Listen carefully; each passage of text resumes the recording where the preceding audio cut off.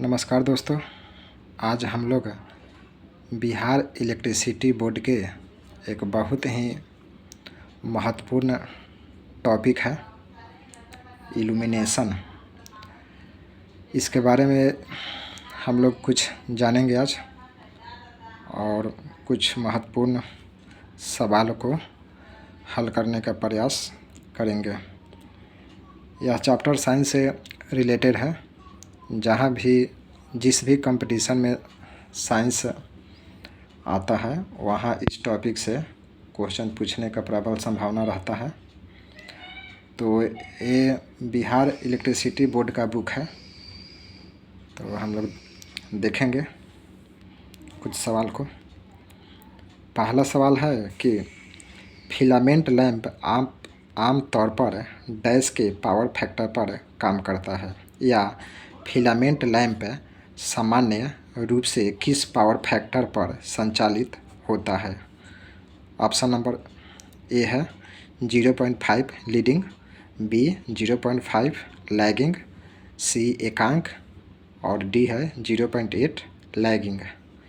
Leading का मतलब होता है आगे और लैगिंग का मतलब होता है पीछे, और एकांक मतलब हो गया एक सामान्य।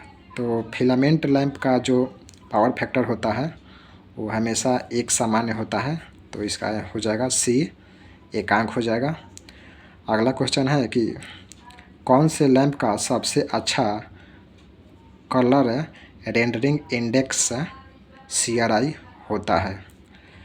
ऑप्शन नंबर 1 है LED, ऑप्शन नंबर 2 है फ्लोरेसेंट लैंप, सी है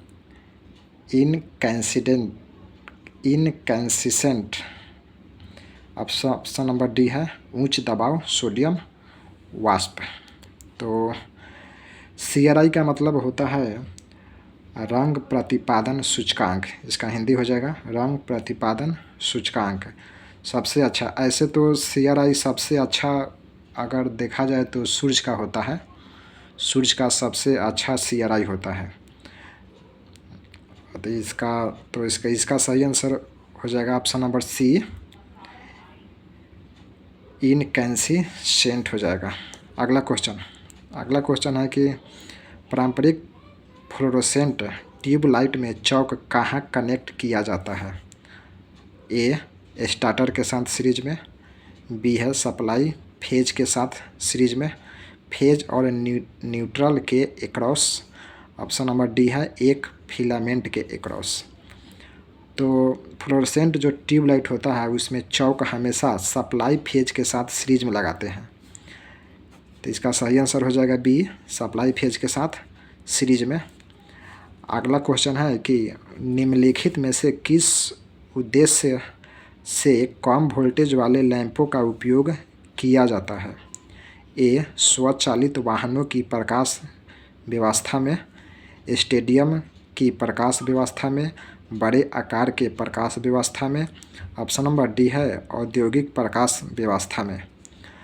तो कम वोल्टेज वाले जो लैंप होते हैं वह उसको हमेशा स्वचालित वाहन की प्रकाश में किया जाता है। ऑटोमेटिक जो चलने वाले वाहन होते हैं उसमें हमेशा प्रकाश के रूप में उसका कम वोल्टेज वाला लैंप होता है उसका प्रयोग किया जाता है। अगला क्वेश्चन है कि किसी हैलोजन फ्लड लैंप का वाइजर डैश से बना होता है। तो वाइजर कांच का बना होता है, इसको याद रखेंगे हम लोग। अगला क्वेश्चन है कि प्रकाश का रंग किस पर निर्भर करता है। तरंगदैर्घ्य पर, आवृत्ति पर, प्रकाश की गति पर, और ऑप्शन नंबर डी है ए और बी दोनों पर। तो प्रकाश का रंग हमेशा तरंगदैर्घ्य और आवृत्ति दोनों पर निर्भर करता है। ये हम लोग पहले से भी जानते हैं कि इसका सूत्र होता है V बराबर N लेमडा होता है। V बराबर हो गया N लेमडा। V होता है प्रकाश का वेग हो गया, लेमडा हो गया, लेमडा तरंगदैर्घ्य होता है, और N होता है फ्रीक्वेंसी आवृत्ति। तो प्रकाश का रंग हमेशा तरंगदैर्घ्य और आवृत्ति पर निर्भर करता है। तो इसका सही आंसर डी हो जाएगा। अगला क्वेश्चन है कि घर के बाहर लगाई जाने वाली लाइट की अंतर्वेशन सुरक्षा इनग्रेंस प्रोटेक्शन रेटिंग क्या होती है?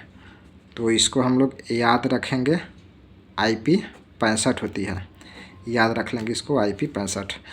अगला क्वेश्चन है कि शीत कैथोड डिस्चार्ज या अनावेशन विधि का उपयोग किस में किया जाता है? तो इसका सही आंसर हो जाएगा नियॉन लैंप में किया जाता है। अगला क्वेश्चन है कि नियॉन साइन नली के 12 mm व्यास में से प्रभावित होने वाली धारा क्या होती है?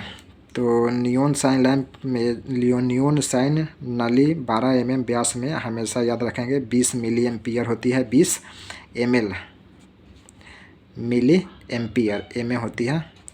ठीक है, याद रखेंगे, सी इसका आंसर होगा। अगला क्वेश्चन है कि एक